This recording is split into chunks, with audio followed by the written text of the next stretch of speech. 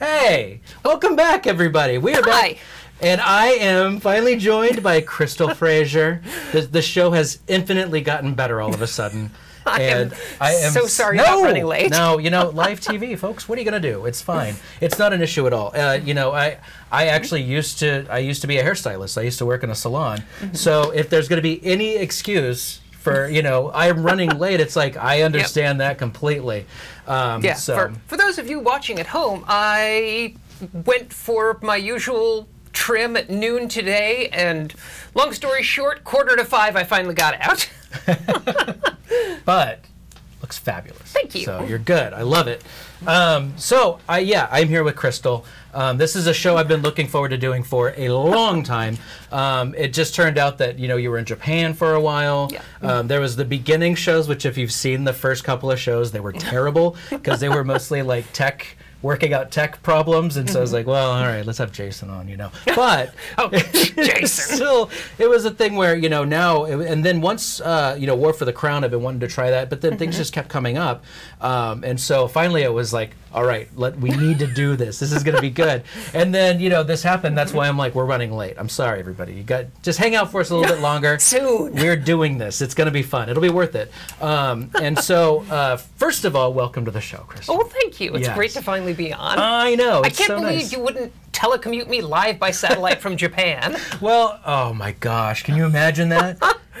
We should have done that, because I saw the pictures. I don't know. Also, if you look right below Crystal's name, that is her Twitter handle, at Amazon Chic. Yep. You should be following her if you're not already. It's entertaining. It's insightful. It is very enlightening. I think that it's a great channel to follow. You're good at this. I saw a lot of the pictures you were putting up from Japan, and just everything was a mix of that looks delicious or that looks so cute. Like it was amazing. Sometimes both. Yes, that's right. I like those owls we saw. Those look delicious and cute. Well, there was some food too that was like little animals and stuff. Like they were like little bunnies or whatever, and it just everything looked so good and cute. I was like, oh my gosh, I wish I was there. That would be awesome.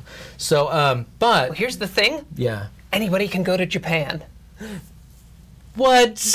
Come on. No, I swear, it's not just some lost island. They have an airport and everything. Well, done. I'm going. So let's start with what do you do here at Paizo? Oh, I am a developer, which I work on the Adventure Paths. So I like to explain it like being a showrunner. I come up with sort of the broad strokes of what we want to do with it and decide what writers we want to put on it and send it out there. And then when things come back in, it's my job to review everything and make sure all of the author's intentions are clear and make sure one adventure leads into the next one. Okay, and then does that mostly just apply to Pathfinder, or are you working on... well, we'll get into the comics in a little bit. Yeah. We'll get into that in just a little bit. Don't jump ahead, Dan. Come on. But yes, I'm a Pathfinder developer. Okay. I'm writing for Starfinder, but I'm not developing Starfinder. Okay. And I know that I've gotten some books signed by the staff for charity things and whatnot. And on one of them, you drew a Skittermander into it, and it looked amazing. What is your connection to the Skittermander? I created the Skittermander. What? It's amazing. I did not realize they would be very, very popular. I thought I was just making a creepy little monster. Cute little monster. I did not expect them.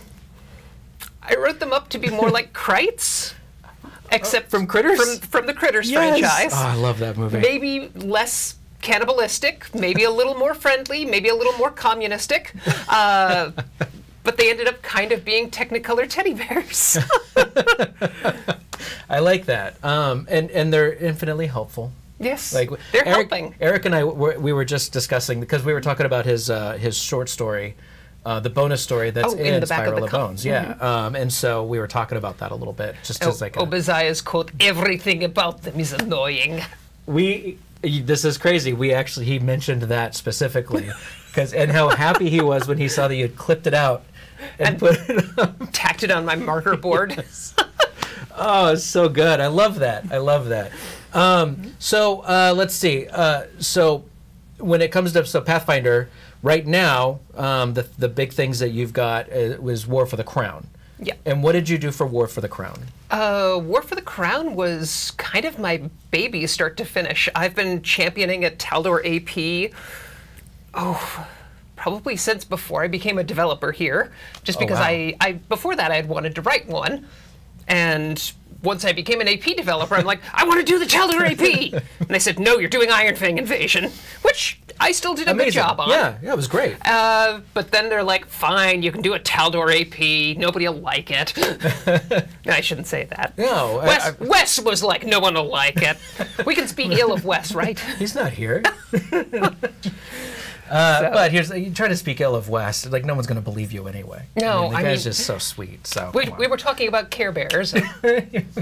He's like the gloomiest Care Bear. Oh, I like that. Oh, that's so good.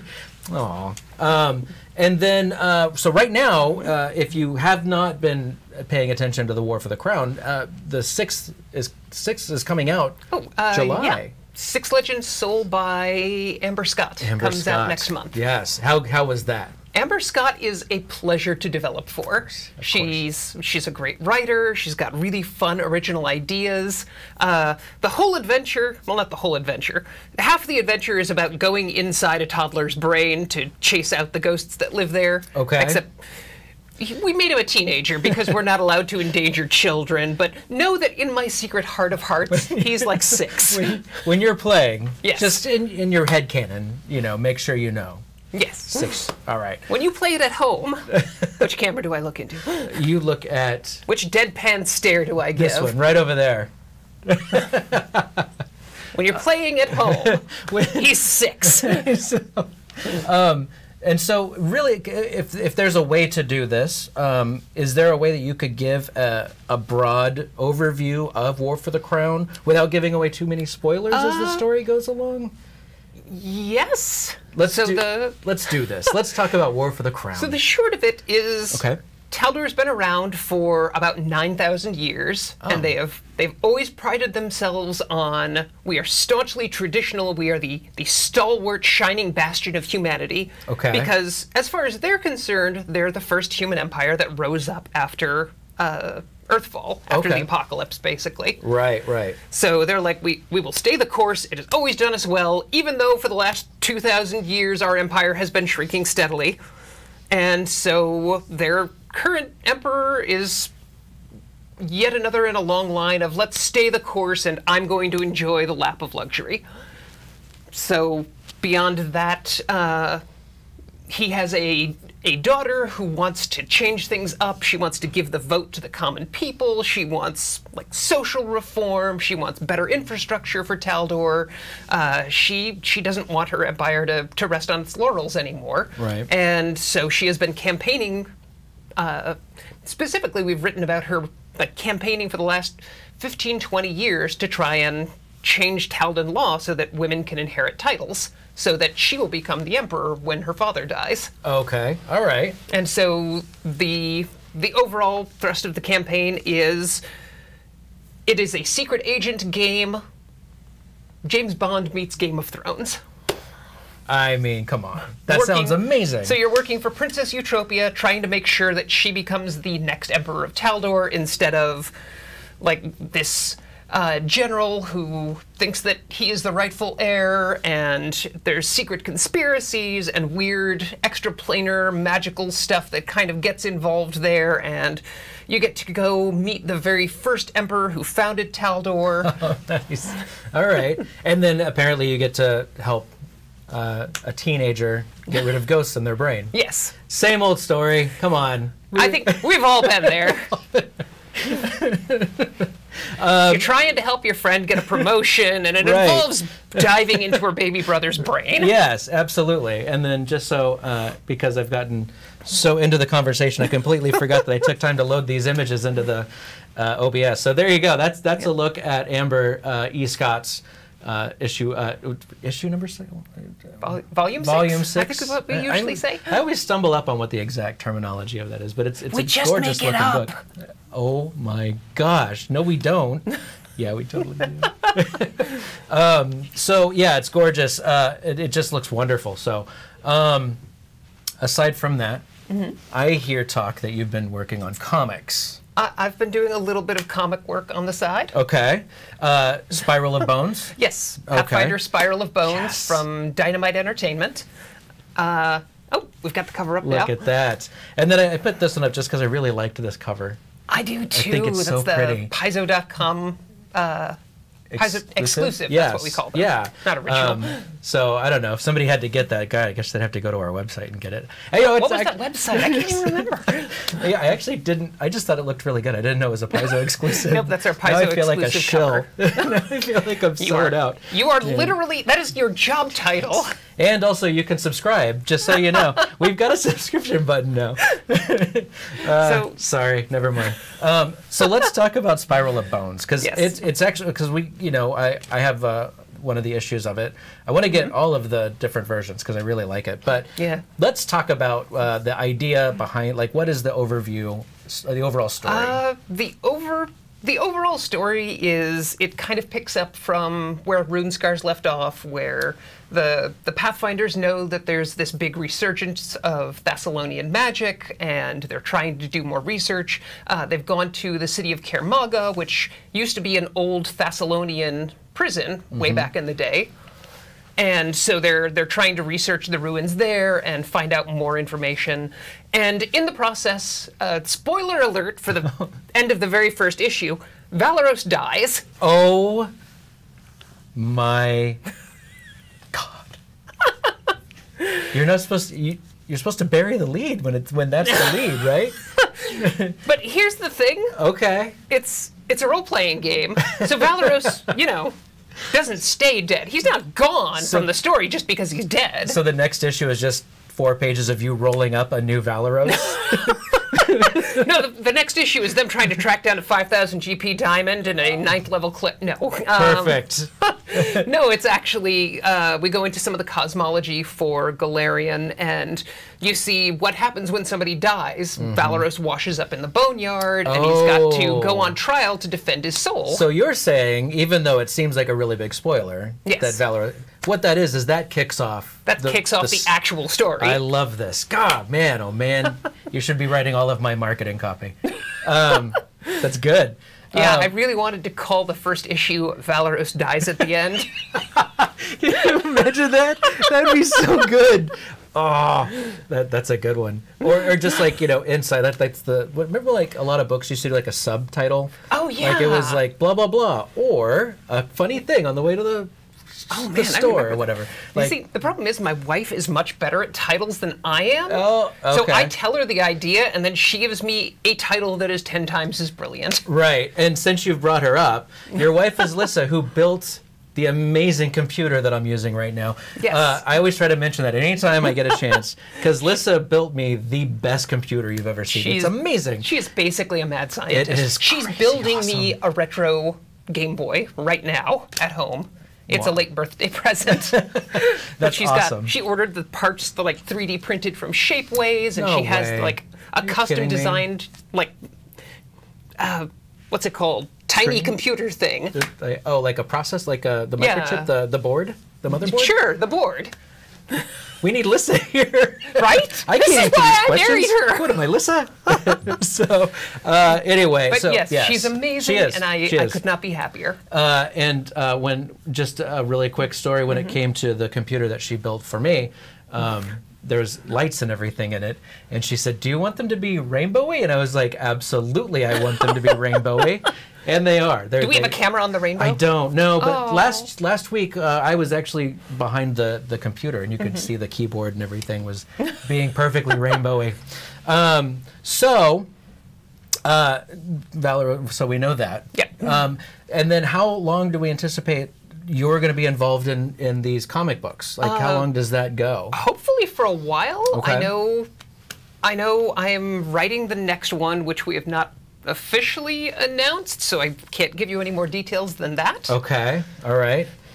So no big spoilers here. But I will say I have 2 favorite iconics in Pathfinder, and I put the first one in Spiral of Bones. Okay. So the second one will be going into the next arc. Oh, so if you know your trivia, yes, as it pertains then you probably already know what icon is going in there. So yes, there you go. I will say that there's 3 iconics I wrote, and my favorites are 2 of them. So somebody just wrote Death of Valoros, or How I Learned to Quit Worrying and Love Necromancy Magic. Oh, I love it. So let's see. Really quick, so writing comic books is kind of, in my brain anyway, maybe in real life for game designers and things, it's not. But in my mind, it's really different from writing comic books and working on like Pathfinder and kind of developing games. How did you get into comics, or were you in comics first, or like how did that whole thing work out? I was actually in comics before, well, all right, I guess originally, if we go back to I was in RPGs first. So you say that like it's a long time ago, but I'm so much older than you. It's just laughable at but that you point. wear shorts to work. I assumed you were in your late teens. If I get that so many times, yes, it's true. But yes, I've been in the industry more than 20 years. Nice. It's awesome. So technically, I was in RPGs first. Okay. Wandered away from them, started writing comics, writing and drawing comics online for, 7 years. Oh, Sort of wow. in the background as I had other jobs. So you were already like, comics are my thing. Like Yeah. I'm into it. So you were worrying about like sequential storytelling and all of that sort of thing. That's awesome. Okay. And I actually went to college for, I can't remember the fancy technical name, but I basically went to college for storyboarding. Okay. And after college, I came here to Paizo because you guys clearly needed a storyboard artist. Yeah, I think so. Right? So yeah, I dusted off my old RPG writing skills, and I've been writing and eventually developing here at Paizo. And then Eric was like, all right, well, I've given comic writing opportunities to everybody on staff who's never written a comic before. I'm out of excuses to not give Crystal a chance. You're just jumping around the whole time like, hey, how about me? Throwing things at his head. So then what started you on your journey to comics? What started that whole thing? Gosh, I learned to read originally from comic books. Really? Yes. So it goes way, way back. Yes. Teenage Mutant Ninja Turtles was my first adult comic. My mother accidentally bought it for me. I see. Well played. What? I don't know. That's OBS. It's really good. I think Dad is telling me he's heard this story before. No, I just do good research. So yes, when I was about 5 and learning to read, my mother was getting me like a bunch of adorable animal comics. So there were Donald Duck and Baby Huey and some Bugs Bunny, and she found this one with turtles on the cover. It's so cute. And that's where I learned to swear. Oh man, that is. See, now that's the only thing about that story is that's dangerously close to the things that parents would say comics would do to kids. Like, oh, it's gonna make them start cussing. And, I mean, in my defense, I have never stabbed a ninja. Okay, then I give that. Yeah, to you I've killed ninjas entirely different ways. I like that. The drowning, the electrocution, strangulation. But really, if you stab a ninja, it just gets everywhere. It's just it's messy, you know. So yeah, I was a big fan, without even realizing it, of Teenage Mutant Ninja Turtles before the cartoon came out. Okay. And then the cartoon came out, and my little like 7-year-old brain was just. So you were a fan. You were like, yes, this is great. Okay. I like that. I mean, you know, here's the thing. And maybe this is because I'm so old, but it seems like that whole, like, I like this version of that thing, but I hate this version of the thing, seems like a newer, like, back in the day it was fine, you know? Like, yeah, like I dug it. I survived Teenage Mutant Ninja Turtles: The Next Mutation. So at this point, like, that new Thundercats reboot doesn't feel like anything. I feel like now, like, there's something that comes out that was old and I liked it, and now I don't. I'm just kind of like, it's not for me, I guess. Fine. You know? Like, it doesn't make me mad. But, it's like, I don't personally like Teen Titans Go, but I know lots of kids do, so it's fine. It's fine. It's just, I just don't think I'm the audience for it. And it's like, cool, but there is an audience, you know, so that's good. Yeah. And then... I was going to say, because of my love of Teenage Mutant Ninja Turtles, I got into gaming at 14 through Teenage Mutant Ninja Turtles and Other Strangeness by Eric Wujcik. So good. Which I love it. I actually started... I ordered it from a catalog. Like, I didn't know where any local game stores were. I'd never met another... shouldn't say that. I had met other gamers before. My junior high had a D&D club, but they wouldn't let me join. Really? Yeah. Gatekeeping. Even back then. Right? Yeah, even back then gatekeeping was a thing. So, yeah, I ordered it out of a comic, not knowing it was an RPG or what an RPG was. So I taught myself to play and to GM out of the back of that book, basically abusing my little brother. It's amazing. And we didn't even have dice. We pulled, like, numbered slips of paper out of a paper bag. Wait, did you not have dice because you weren't able to find them in your area? Yeah, or? no, we had no idea where you'd buy a D20. Oh, wow. This was 1994. The internet was still transported by truck. This is the old days. Back in our day, we had to... Email was through the regular mail. That went nowhere. Sorry, it'll be better. Back in our day, you had to put a stamp on a floppy disk, and that was email.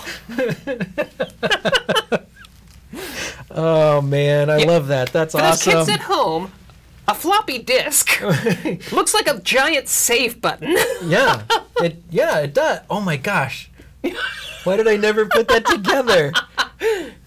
You just blew my mind a little bit. It is a disc. That's right. Yeah, but nobody uses them anymore. No, they don't. But it's like an icon, though. Yeah. Like, it's a thing you recognize. Oh, it's the save icon. It's the save icon. I don't know where it comes from, weird. But wow, I'm almost speechless off of that. You killed my brain. Do I have to take over the interview?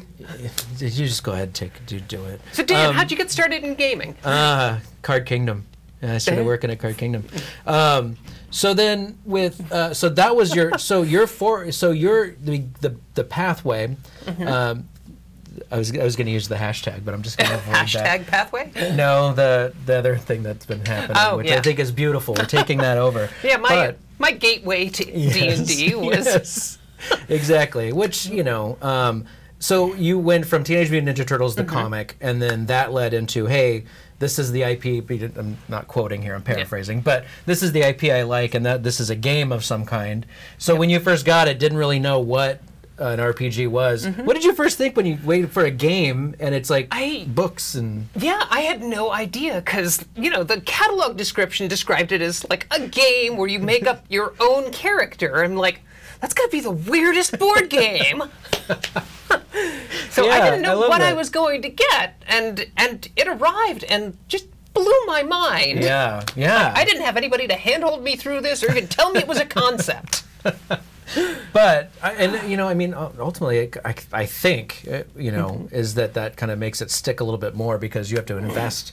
It's like, well, no one's going to tell me about this, but I really want to know, so I got to roll up my sleeves and get in there and do it. So that's awesome. IDW, if anybody from IDW is listening, I want to produce your new Teenage Mutant Ninja Turtles and role-playing game, which I know doesn't exist yet, but I will make it. But when it does, boom, Crystal's on it.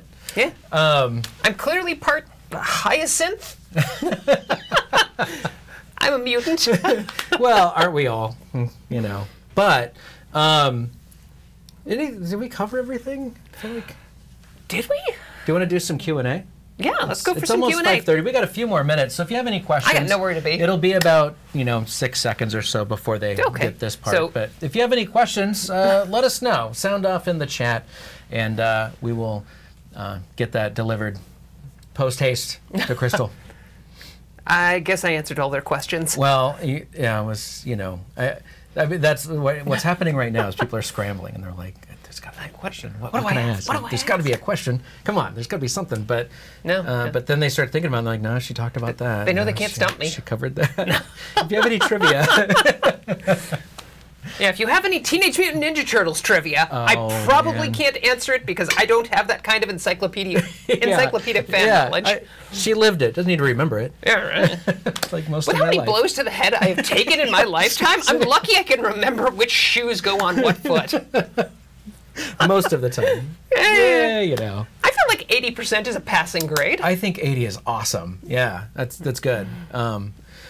So anyway, let's we'll go ahead and dwindle down here a little bit. Yeah. Crystal, thank you so much. I'm so glad we were able to extend to the show a little bit. Thank you so much for waiting on me and being patient. And yeah. It was never a question. It was like, all right, well, we'll just stretch for time, and you know, you got Eric in here for filler. And Eric, you know, I mean, it was that thing of like, okay, I guess you need to go now. She's here, because he could talk for.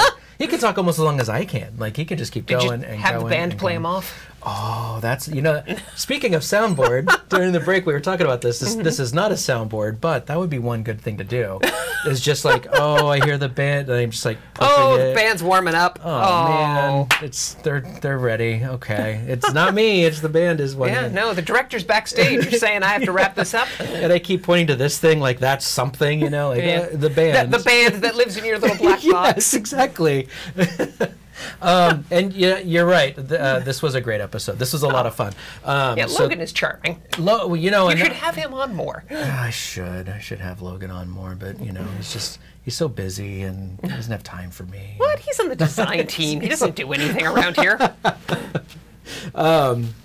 So, yeah, thank you for joining us. It was so much fun. And really, if you haven't had a chance, check out Spiral of Bones. It's great. It is a really good comic.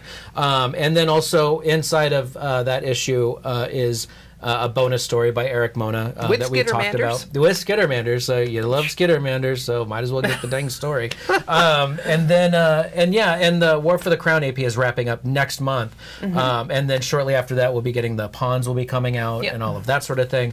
And I know some people wait until everything is out and then they start playing. So it's coming up really soon, and you're going to love it. It's a really, really good story. And the Player's Guide is almost ready. The Player's Guide will be here soon. A little bit of an inside joke. Yeah. Because the Player's Guide for this one was very late. It took a while, but you know, it's fine. It got out there. Everything's good. But it was a little bit longer than some of them, you know. But what are you going to do? Good things take time, which is why Crystal showed up a half hour late. I thought I was an hour late. I was being nice, girl. Let me be nice. I was being honest. Oh man, this is streaming. We go for nice over honest anytime. Okay. So anyway, yeah.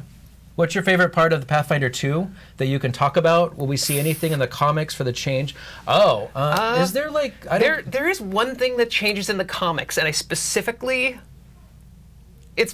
plays into like Valeros, you know, dying. Yeah. Is this something you can talk about? Yeah, I think so. Okay. We've already shown Valeros's changes in Second Edition. Have we shown the Fighters Valeros? Second? Have we not? We must have. We must have shown Valeros by now. So Valeros... because we did the fighter... Didn't we do the fighter blog? Yeah. We have to have. Yeah. Anyway, this is quality, riveting television. Yeah, it's just us trying to rack our brain. Like, oh, man, maybe. I don't know. So, yeah, in the comics, after his encounter with death and learning that there's some things in the living world that he still feels connected to and he doesn't want to take as many risks as he did when he was younger, Valeros is going to start using a shield. Wow. Oh, you know what? You're right. We have seen that.